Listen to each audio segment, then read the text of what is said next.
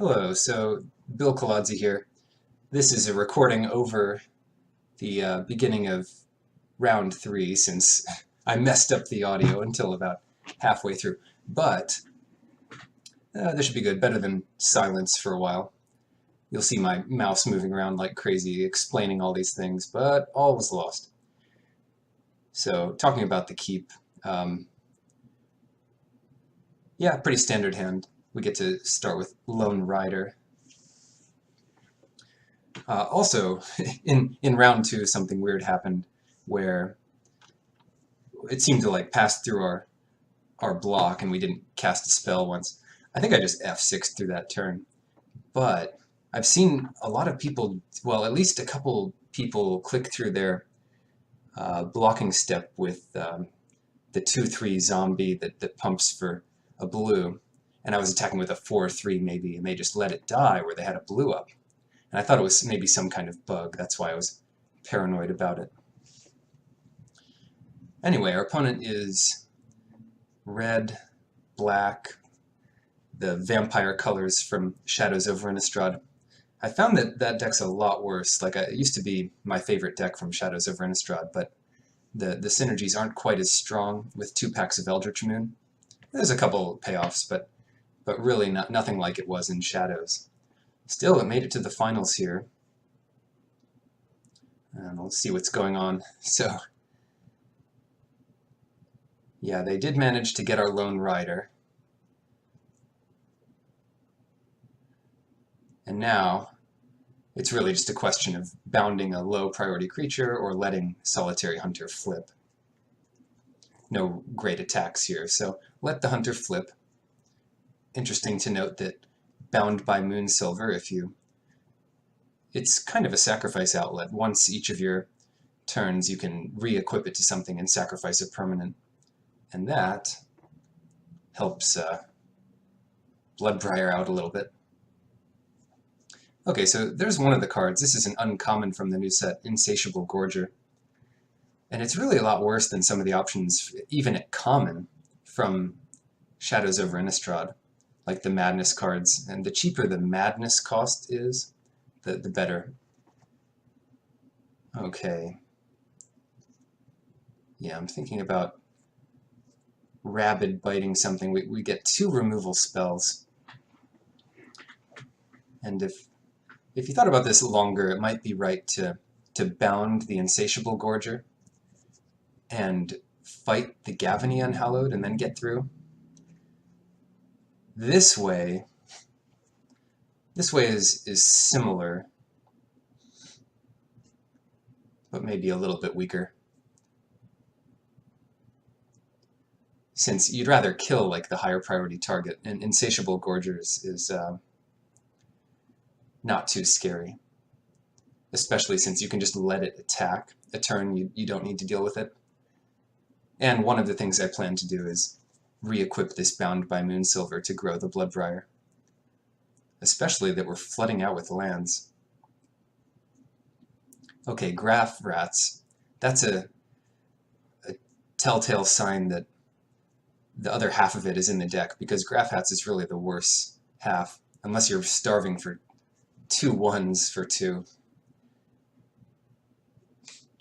Now, they might only be playing one of the other half to flip it or meld it into Chittering Host, but it is a strong payoff. Alright, so the first re-equip happens here, just to grow the Bloodbriar. Can't just keep doing this, only once per turn. And only as a sorcery, so you can't do it on your opponent's turn in response to, like, the combat phase. So we can let our one with the pack flip again, don't have a choice. Hand full of lands.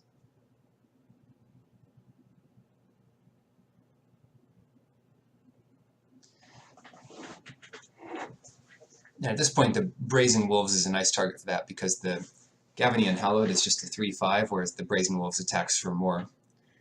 And that's kind of scary, since out of black-red there are some pump spells. Okay, so we'll equip back and get our little 1-drop out.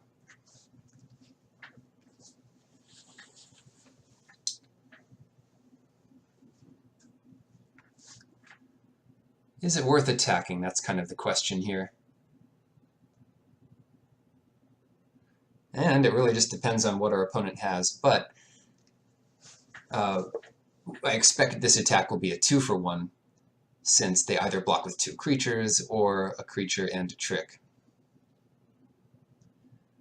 Now, depending on the trick, so Spiteful Motives does make short work of our 5/6 and leaves our opponent with a huge threat.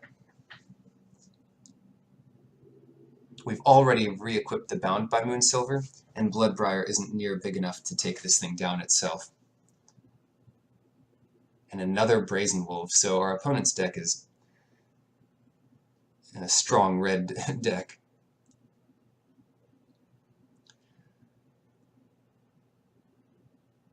Well, the clue is a nice touch, just to make our Bloodbriar a little bigger, and we just need one more Bound by Moonsilver activation to make our Bloodbriar bigger than this 6-power first striker.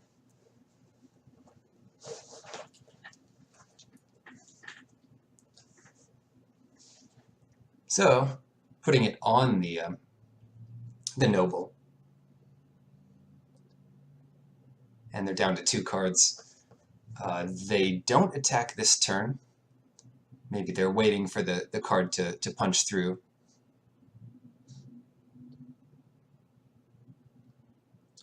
And Primal Druid is fine there. We don't have a great way to get rid of it.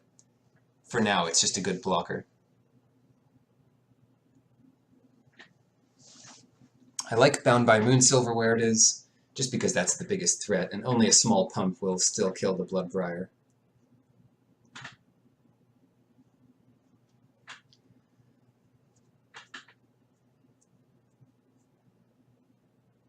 So they're thinking, they're thinking, and we're just worried. So hopefully these things don't attack yet, and they do, they come in. So now I have to really worry about a trick, because we have 1 great blocker and 3 really poor blockers. So how to match this up? I'm worried about the +3/+0 and first strike trick. So I block the Gavany Unhallowed, and I make a couple chump blocks here. This helps a bit to thin the deck. If the Crossroads Courier worked on blockers as well as attackers, I could have double blocked and maybe taken out one of the wolves that way.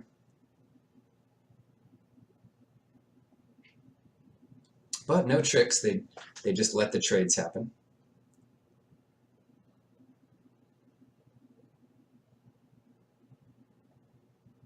Still not looking great for us, especially now that we've lost our entire team to this Spreading Flames. Solid card. And that does not look much better. So I might play it out here, but it's just a matter of time. And the Slayer is not one of our outs, if we had any outs.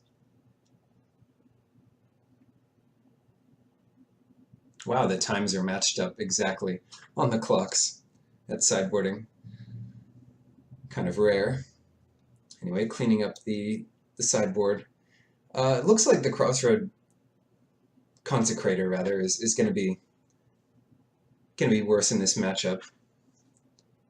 I decided to bring in the Spring Sage Ritual after a little thought, since it kills the 3/0 first strike enchantment, and at instant speed, and against an aggressive deck. So we'll see if that comes into play or not. The rest of the deck looks good enough. The upside to the ritual is gaining that 4 life. I mean, it's always good, but it's especially good with a Lone Rider in play. Looking at some other tweaks, but the rest looks decent. Well, yeah, so I realize we have double Lunarch Mantle, and the Swift Spinner might be a better blocker. One last tweak.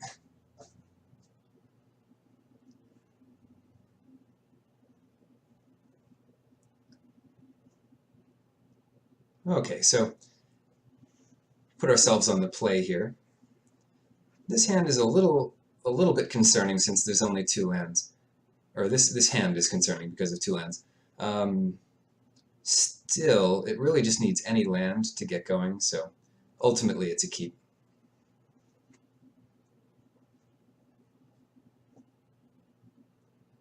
Spin the mouse a little bit.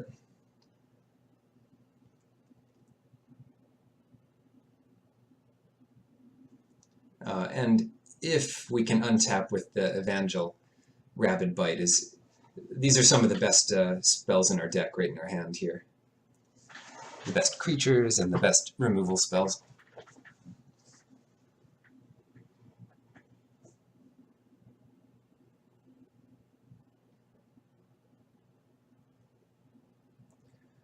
Alright, well, Thrabban Inspector is not the land we're looking for, but we still have another shot.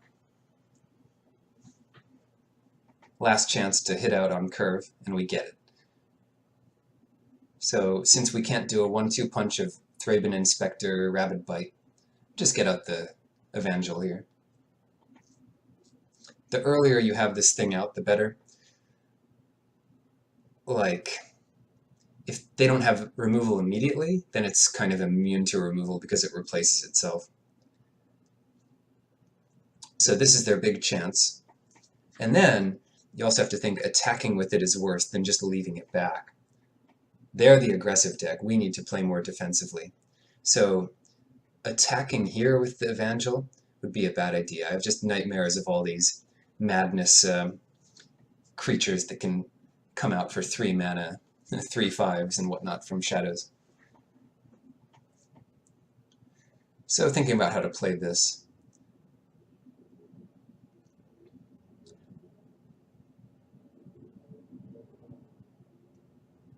Yeah, I have to be a little careful. I'm not going to attack here, but sometimes I click through my second main after trying to be tricky like this. Didn't work out that way this time, so looks like our opponent is thinking for a bit on our end step. And they do have it. They have a Madness card here, which they'll point at our bigger creature for 4 damage. So the choice is just to let that die or to cash it in for a 3/2 and decide on that.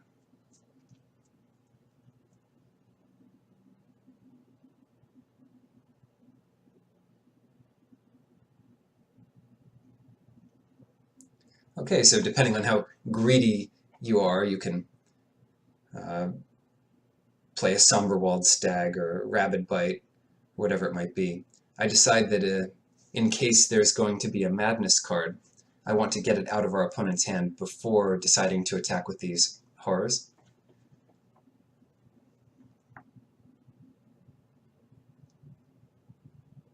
Because this forces a play.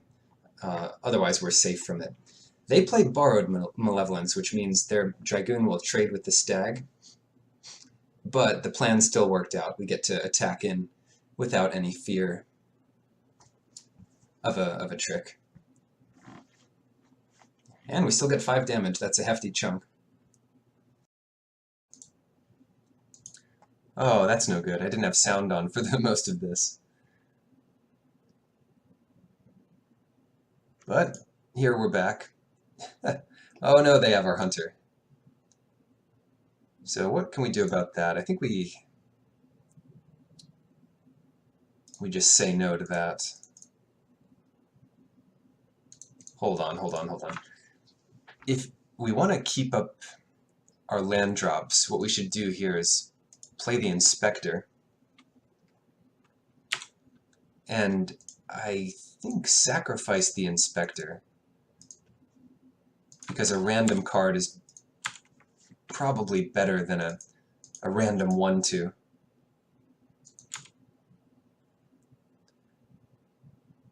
Oh man, how did I turn off that sound? I'll have to see when I did that, if it ruined the whole first part of the video. In any case, let's get this clue sacrificed. Because what I expect to do is just Rabid Bite this guy.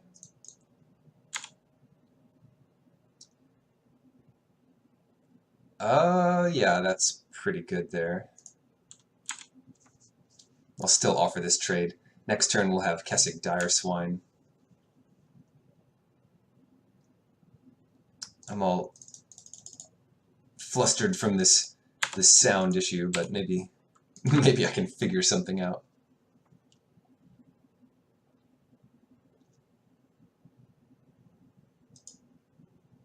Maybe I'll go back in time and record over it. Alright, so they have a 4/5. That is some strong business. But we're going to have 2 lethal creatures in play. No value from the Slayer, except by threatening our opponent's life total. Alright, forcing it to a game 3, so at least we get 1.5 games of sound.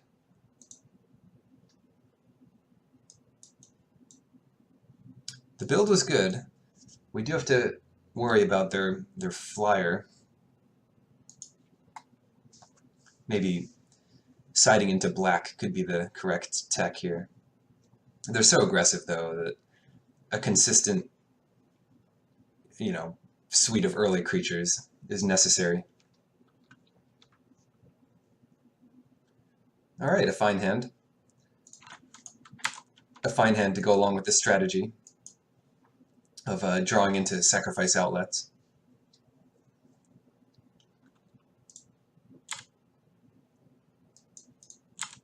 And lands are fine too, getting towards the Dire Swine.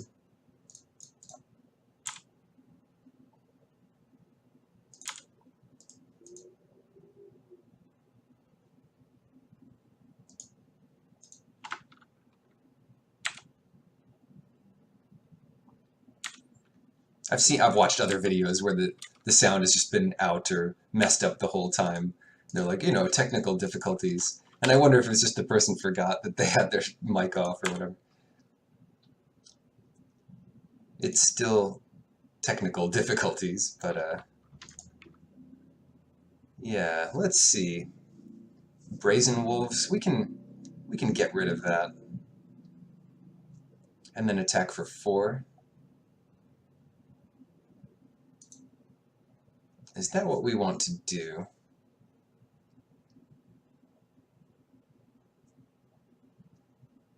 Or we could set up a big attack next turn with this Bloodbriar.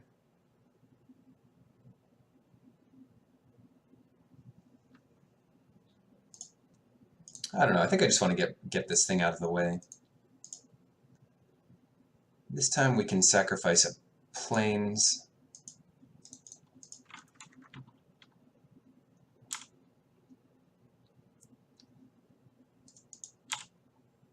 And if we do draw land, like, at the very least, we get to play Bloodbriar next turn, but we can follow that up with, ooh, yeah, good. With the other stuff. Now, yeah, there could be some tricks here. Not too worried about it. For 3 mana, it's unlikely they can kill both of our creatures.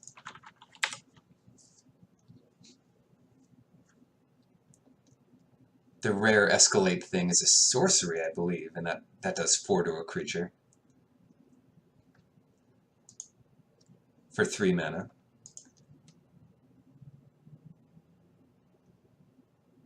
And that might be it.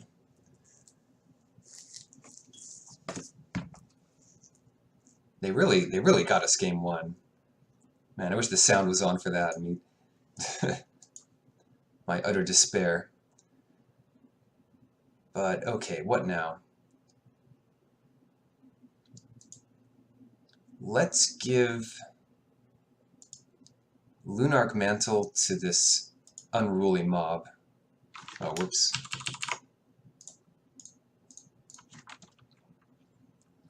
Then we can attack with everything.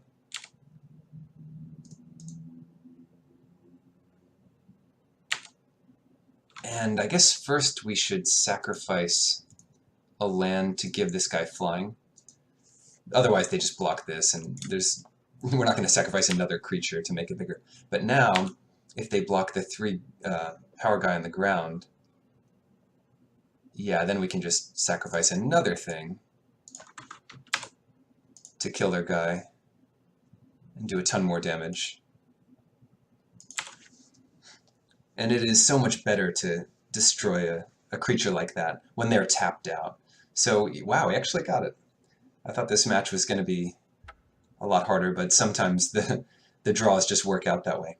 Thanks for watching, and sorry about the sound if that doesn't get resolved.